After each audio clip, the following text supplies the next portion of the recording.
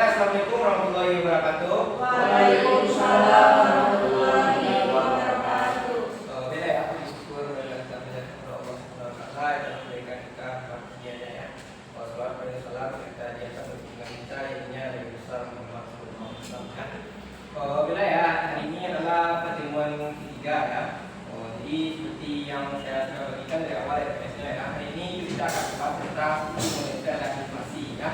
Jadi sebelum kita masuk ke materi pertemuan ketiga ini, kita bahas dulu sedikit ya yang minggu lalu ya. Minggu lalu kita bahas tentang pendapatan nasional. Jadi kita sudah bahas bagaimana cara mencari pendapatan nasional dan bagaimana pendapatan nasional itu didistribusikan ya. Jadi untuk materi minggu lalu ada yang menanyakan? Tidak ya. Jadi kita coba saja ya. Jadi kita lanjutkan untuk materi ini itu tentang sistem moneter dan inflasi ya. Jadi sistem moneter ini mungkin sudah dengar apa itu moneter ya, dan sudah sering mendengar tentang inflasi. Apa yang sudah ketahui tentang moneter atau inflasi? Ada yang tahu? Silakan nih. Apa itu inflasi?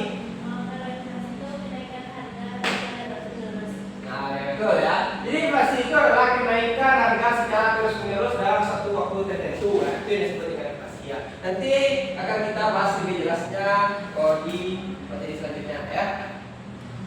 Di hari ini kita akan membahas beberapa materi. Yang pertama itu kita akan melihat apa itu uang. Yang kedua itu kita akan membahas tentang dua identitas uang. Yang ketiga itu sektorek atau penerimaan percetakan uang. Yang keempat itu inflasi dan tingkat bunga.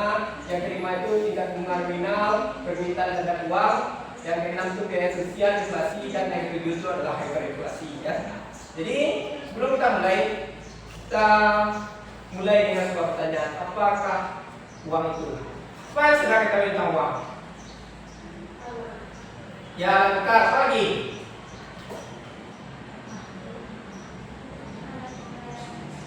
Nah, ya alat pembayaran ya, itu adalah bagian uang ya. Jadi uang ini mungkin dari kecil kita sudah membahas tentang uang, kita sudah tahu uang ya, tapi kita belum tahu definisi uang itu ya. Jadi sebagai seorang ada ekonomi, kita juga harus tahu tentang apa itu definisi uang tersebut.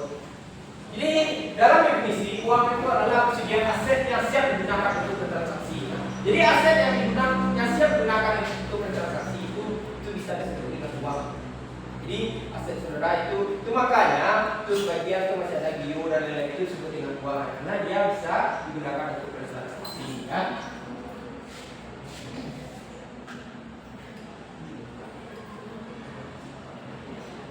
Selanjutnya itu fungsi uang ya. Jadi uang itu mempunyai tiga fungsi. Yang pertama itu sebagai alat penyimpan uang, penyimpan nilai. Jadi alat penyimpan nilai itu maksudnya uang itu adalah ketika uang itu bisa menyimpan nilainya tersebut. Nah, dia punya nilainya bisa disimpannya. Contoh, ketika saudara menerima kajian ini dan saudara ingin membelanjakannya berapa bulan ke depan mungkin untuk membeli handphone atau apa ya. Jadi nilai uang ini bisa disimpan. Nah, seperti itu. Makanya ketika saudara menabung hari ini untuk berapa bulan ke depan saudara untuk membeli handphone atau membeli laptop baru, itu adalah fungsi uang sebagai penyimpan nilai ya. Yang kedua itu sebagai penghitung. Apa sudah ketahui tentang uang sebagai menghitung? Apa itu?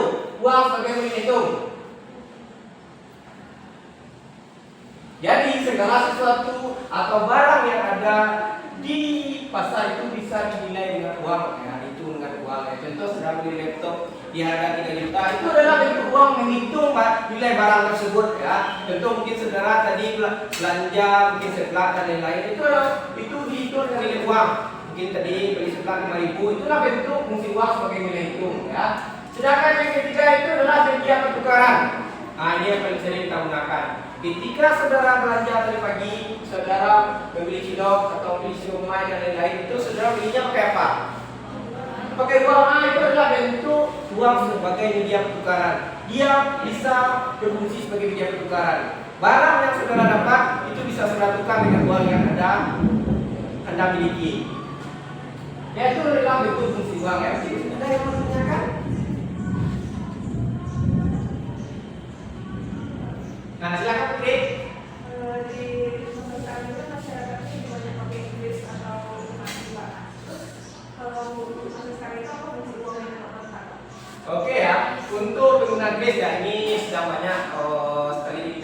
bahkan kris ini itu transaksinya sekarang sangat tinggi ya, bahkan negara sebelah Amerika pun sangat takut dengan perkembangan kris ini ya. Perkembangan kris ini itu sekarang sudah bisa mengalahkan Visa dan beberapa alat pembayaran lainnya ya. Jadi kris ini sebenarnya dia tidak mengubah fungsi uang ini, dia hanya memindahkan fungsi uang itu dari yang nyata ke yang digital. Fungsi uang itu tetap sama. Saudara masih bisa melakukan penyimpanan kan di media elektronik, masih bisa melakukan pertukaran. Contoh, ketika kita belanja di Shopee, lalu saudara belanja baju Shopee, lalu kita transfer uangnya, itu adalah masih fungsi uang sebagai media pertukaran. Jadi dia masih tetap sebagai media pertukaran, tapi hanya dialihkan dari dunia nyata ke dunia maya. Nah itu bentuknya ya, padahal dia tidak, fungsinya tidak berubah, tetap sama. Kenapa? Oke aja, uang tetap sama ya. Jadi dia tidak berubah, hanya memindahkan saja. Ya. Ini masih ada lagi pertanyaan? Nah, kalau tidak kita lanjut ya. Selanjutnya jenis uang ya. Ini jenis uang itu ada dua ya, ini jenis ini ya. Yang pertama itu adalah fiat money. Fiat money itu adalah uang atas tunjuk, uang yang tidak memiliki nilai intrinsik karena ditetapkan sebagai uang menurut dekret pemerintah ya. Jadi fiat money ini adalah uang yang kita pakai sehari-hari. Itu uang kertas, uang logam, itu adalah bagian dari fiat money. Kenapa? Karena dia tidak mempunyai nilai intrinsik, nilai yang tidak dimiliki terhadap dirinya sendiri. Paham maksudnya? Jadi ketika uang itu uang kertas, itu hilang nilai nominalnya, itu hanya selembar kertas.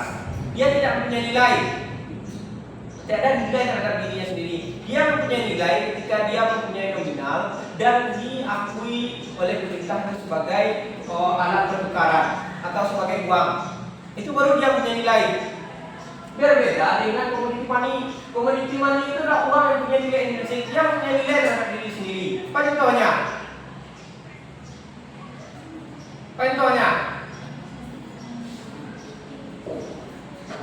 Uang komoditinya banyak ya. Contoh yang paling terkenal itu adalah emas dan perak. Kenapa? Emas dan perak ketika dia tidak menjadi mata uang lagi, itu kan sudah sangat jarang sekarang ya orang menggunakan emas dan perak itu sebagai mata uang, tapi dia tetap punya nilai. Contoh sekarang, nilai emas tetap ada. Kenapa dia punya nilai? Ketika walaupun dia tidak dipakai sebagai uang, tapi dia masih punya nilai. Itu juga perak, masih diperjualbelikan sampai sekarang. Itu nilainya. Begitu pun dengan komoditi money yang lain ya. Jadi komoditi money itu bukan hanya emas dan perak, tapi juga banyak ya. Jadi alat-alat yang punya nilai yang dijadikan uang itu dalam bagian dari komoditi money. Kalau zaman dulu juga termasuk garam dan lain-lain, itu bagian dari komoditi money. Dia punya nilai. Sampai sekarang garam itu masih punya nilai, walaupun dia sudah bukan lagi media pertukaran ya. Ada pertanyaan? Lanjut ya. Ini sedikit perkembangan uang, ini nanti saya terus lagi. Jadi uang ini juga perlu dikendalikan ya. Uang ini sifatnya sangat sensitif ya. Ketika dia banyak juga menjadi masalah, ketika dia sedikit juga jadi masalah ya. Jadi pemerintah itu melalui Bank Indonesia juga melakukan pengendalian jumlah uang beredar. Jadi pengendalian jumlah uang beredar ini ada tiga. Yang pertama itu adalah kebijakan operasi pasar terbuka. Sudah tahu apa itu operasi pasar terbuka? Apa itu? Operasi pasar terbuka. Apa yang dilakukan pemerintah dalam operasi pasar terbuka? Apa yang dilakukannya?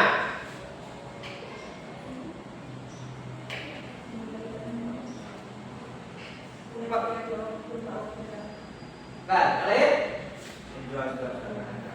Ya, menjual surat-surat harga itu yang dilakukan pemerintah. Ini sering dilakukan ya. Contohnya kalau di Indonesia itu rasul, surat utang negara. Itu adalah bagian dari cara pemerintah untuk menjadikan jumlah uang beredar. Ketika pemerintah ingin jumlah uang beredar sedikit, dia menjual surat harga tadi. Ketika dia menjual surat harga, jadi orang membeli kan, jadi pemerintah mendapatkan uang. Jadi uang itu akan uang beredar dengan masyarakat akan berkurang. Dengan pemerintah ini meningkatkan jumlah uang beredar, mereka akan kembali membeli surat utang yang dijualnya tadi. Dibelinya lagi. Akhirnya apa? Akhirnya uang kembali beredar banyak di pasaran. Itu yang pertama ya.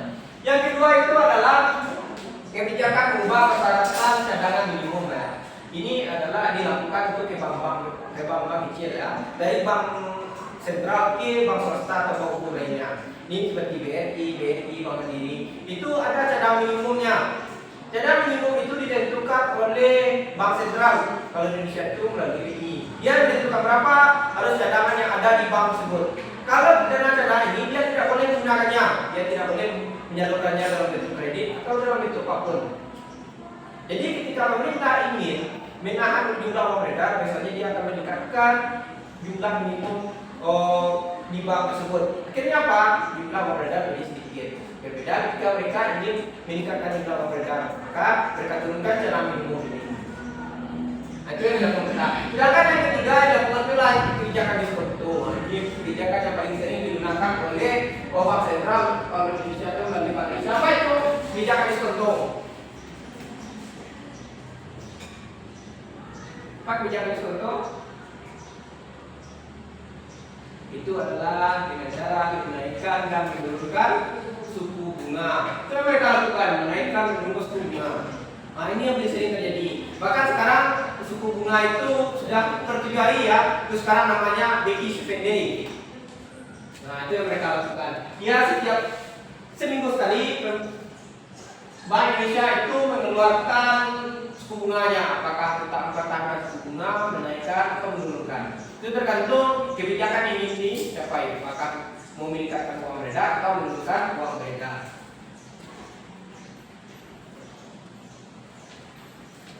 Jadi ini adalah pengukuran jumlah uang beredar ya. Itu yang pertama itu adalah mata uang kertas dan koin, yang kedua itu adalah M1. Ini adalah uang kertas dan uang viral ya. Yang kedua itu M2, M1 ditambah tabungan deposito berjangka, M3 itu adalah M2 ditambah simpanan jangka panjang ya. Ini adalah pengukuran jumlah uang beredar. Ini ada pertanyaan?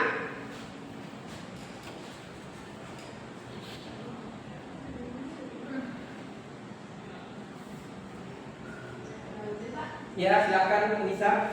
Sebenarnya apa perbedaan uang kartal dan uang kira, Pak? Dan kenapa uang kira juga dianggap sebagai uang? Beda ya. Jadi apa perbedaan antara uang kertas dan uang viral? Ini terletak di M1 ya. Kalau uang kertas itu adalah uang yang sering kita gunakan, seperti contohnya uang kertas dan uang koin. Nah, itu adalah bagian dari uang kertas. Sedangkan uang viral ini contohnya adalah deposito dan lain-lain ya. Pokoknya yang ada di bank tersebut, deposito berjangka dan lain-lain, itu adalah bagian dari uang viral tersebut. Lalu kenapa uang viral itu masih dianggap uang? Nah, ini kita kembali lagi ke definisi uang tadi. Apa definisi uang tadi? Apa definisi uang? Nah, kita kembali lagi ke definisi uang. Nah, itu adalah persediaan aset yang siap digunakan untuk bertransaksi. Nah, jadi deposito itu bisa digunakan untuk bertransaksi dan lain-lain tersebut. Makanya mereka masih disebut sebagai uang. Nah, itu makanya mereka disebut dengan uang ya.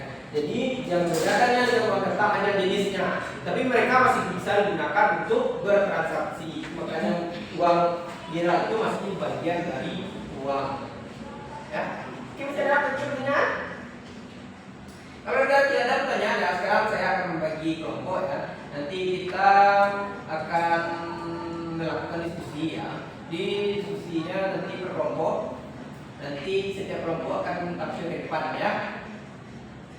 Oke ya, saya bagi dua kelompok ya.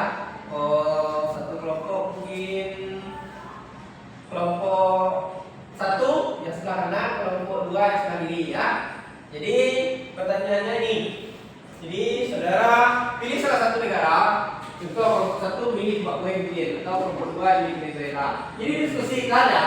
Jadi faktor utama yang mendorong terjadinya hiperinflasi ya. Jadi dua negara ini kan terkena hiperinflasi ya, baik Zimbabwe maupun Venezuela. Jadi sebenarnya faktor utama yang mendorong terjadinya hiperinflasi di dua negara ini. Lalu bagaimana berhasil menyoreng percepat krisis tersebut? Jadi sebenarnya ini kan tadi telah percepatan uang ya. Nah, jadi bagaimana seorang ini bisa mempercepat krisis tersebut. Sedangkan yang ketiga itu adalah apakah ada pelajaran yang relevan untuk Indonesia? Apa pelajaran yang harus dipetik Indonesia dari kasus dua negara tersebut? Oke ya, sekarang silakan kerjakan tugasnya ya. Ya, itu betul deh. Kalau sana betul ya.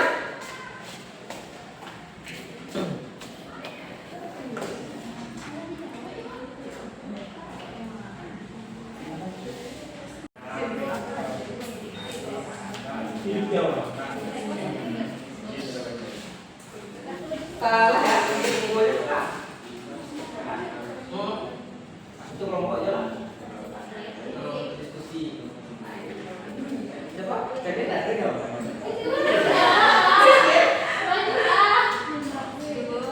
Oke ya.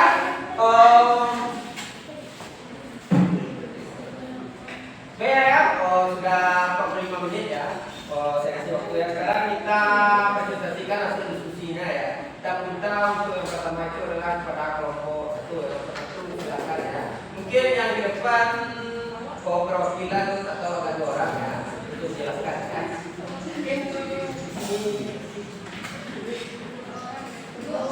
Satu aja boleh. Oke. Assalamualaikum warahmatullahi wabarakatuh. Waalaikumsalam warahmatullahi wabarakatuh. Baik, ini adalah studi kasus untuk negara Zimbabwe.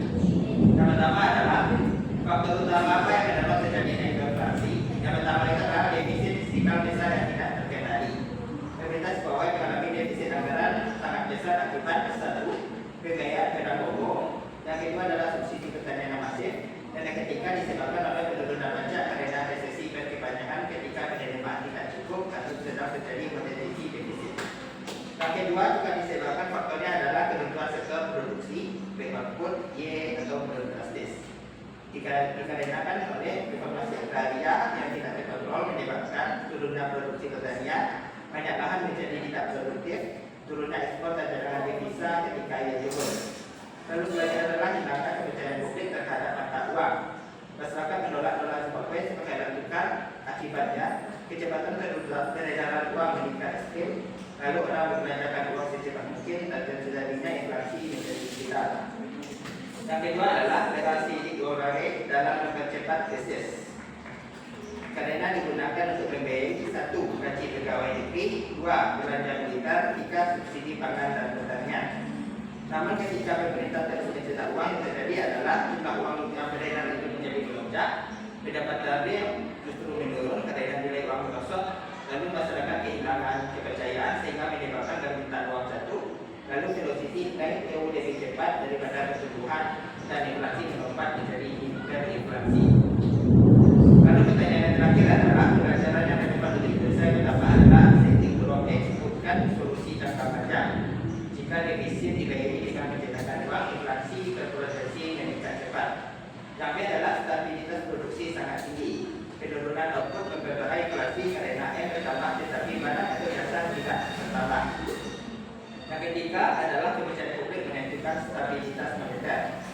Begitu masyarakat kehilangan kepercayaan terhadap rupiah, maka yang terjadi adalah velocity meningkat dan sentimen moneter langsung berubah menjadi inflasi. Yang ketiga adalah dependensi bank sentral. Inflasi sebabnya terjadi ketika bank sentral tunduk pada pemerintah dan mencetak uang bank atas. Indonesia telah menjadikan independensi Bank Indonesia dalam Undang-Undang Bank Indonesia. Ini adalah pembelajaran penting untuk menjaga skenario yang serupa. Sekian, terima kasih. Assalamualaikum warahmatullahi wabarakatuh. Waalaikumsalam warahmatullahi wabarakatuh. Oke ya, itu dari kelompok satu tadi itu penyebab faktor-faktor yang menyebabkan terjadinya hiperinflasi di Zimbabwe. Jadi kita lihat ya, Zimbabwe itu mereka terkena inflasi, bahkan sekarang itu nilai mata uangnya itu sangat tinggi ya, bahkan masyarakatnya pun sekarang tidak mau menggunakan mata uangnya lagi ya. Ini disebabkan oleh mereka melakukan percetakan uang untuk membiayai itu seperti pertanian tadi, gaji pegawai negeri itu yang dilakukannya. Jadi belanja militer menggunakan senyawa rekening itu percetakan uang ini ya. Jadi itu bahayanya senyawa itu ya. Kita mungkin menganggap kenapa kita tidak membayar utang negara itu dengan cara mencetak uang saja ya. Inilah akibatnya ya. Kalau kita terburu-buru mencetak uang, akibatnya apa yang terjadi? Itu akan terjadi hiperinflasi ya. Akhirnya apa? Mata uang kita sendiri itu tidak mampu untuk lagi untuk dibelanjakan ya. Nilainya sudah terlalu tinggi. Bahkan di Zimbabwe itu satu butir telur itu harga miliaran ya. Itu bentuknya tidak berharganya untuk uang mereka. Bahkan satu gerobak mereka bawa uang tidak dapat apa-apa ya. Nah, itu makanya mencetak uang secara ugal-ugalan atau berlebihan itu juga akan menjadi masalah ke depannya nanti ya. Oke, itu ini untuk kasus Zimbabwe ya. Coba kita lihat di kasus Venezuela. Mungkin kalau berdua silakan. Siapa yang mau menjelaskan? Silakan Mami, ya Mami.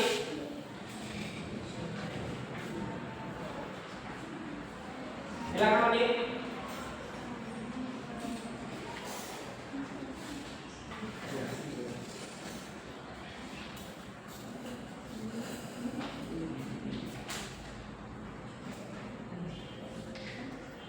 Assalamualaikum warahmatullahi wabarakatuh. Selanjutnya untuk kasus kedua yaitu Venezuela. Faktor pertama yang mendorong terjadinya hiperinflasi. Yang pertama itu ada ketergantungan ekstrim pada minyak. Venezuela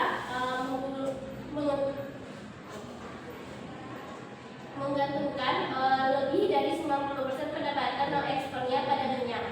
Ketika harga minyak dunia jatuh pada tahun 2014 hingga 2016, maka penerimaan negara anjlok, anggaran pemerintah mengalami defisit besar, cadangan devisa menurun drastis dan nilai tukar Bolivar merosot dengan cepat. Keadaan ini menjadi pemicu awal terjadinya inflasi. Yang kedua yaitu pembiayaan defisit melalui pencetakan uang. Daripada pemotongan belanja atau meningkatkan pajak, pemerintah Venezuela yang pertama permintaan Bank Sentral mencetak uang untuk menutup defisit. Yang kedua jumlah uang beredar naik puluhan hingga jutaan kali lipat. Yang ketiga kepercayaan publik terhadap Bolivar menurun. Selanjutnya itu yang C, penurunan impor karena kerusakan struktur ekonomi. Produk domestik merosot turun karena yang pertama nasionalisasi industri tanpa manajer profesional. Yang kedua korupsi dan kekurangan bahan baku. Yang keempat itu migrasi besar-besaran tenaga kerja terakhir. Yang keempat yaitu sektor manufaktur kolaps. Ketika Y turun tetapi M naik, persamaan MV sama dengan PY memaksa P atau harga naik sangat cepat, maka terjadinya inflasi. Selanjutnya itu yang D, kontrol harga dan kontrol mata uang yang legal. Pemerintah memperlakukan yang pertama price control atau harga maksimum. Itu membuat barang menghilang dari pasar. Yang kedua itu resmi jatuh di bawah pasar yang menyebabkan penumbuhan pasar gelap. Yang ketiga yaitu pembatasan impor menyebabkan kelangkaan barang. Kombinasi ini memperburuk tekanan inflasi dan mendorong masyarakat lari dari Bolivar. Dan mungkin sekian yang dapat saya jelaskan. Selanjutnya saya kembalikan kepada dosen. Terima kasih ya. Dan hampir semua ya. Jadi Venezuela ini diawali dari kasus mereka ya. Jadi Venezuela ini adalah salah satu negara penghasil minyak terbesar di dunia ya. Jadi hampir 80% lebih perekonomian Venezuela itu dari minyak bumi ya. Jadi ketika terjadi kejayaan itu di masa tahun 90-an itu terjadi harga minyak itu sangat tinggi ya. Itu Venezuela ini itu sangat luar biasa perekonomian mereka ya. Jadi mereka luar biasa, bahkan harga minyak di sana itu sangat rendah. Mereka melakukan subsidi pendidikan, subsidi kesehatan dan lain-lain ya. Tapi lama-kelamaan harga minyak ini turun dan bahkan jatuh ya. Itu puncaknya itu tahun 2008-an harga minyak itu jatuh. Akhirnya apa? Terjadi krisis di Venezuela karena mereka terlalu bergantung terhadap minyak tadi. Akhirnya mereka mengambil jalan pintas. Apa jalan pintas mereka ambil? Mereka melakukan percetakan uang tadi. Akhirnya dengan adanya pergerakan uang jumlah uang beredar jadi meningkat ya.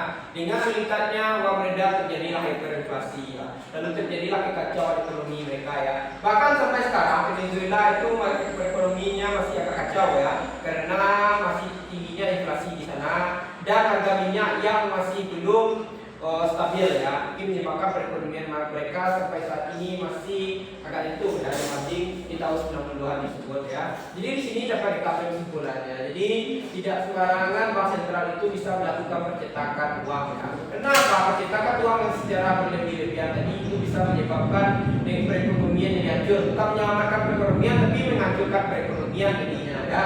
Makanya bank sentral sangat hati-hati dalam mengendalikan jumlah uang beredar ya. Mereka sangat hati-hati dalam menentukan suku bunga, berapa jumlah uang yang bisa beredar dan lain-lain ya. Mereka menjaga itu semua.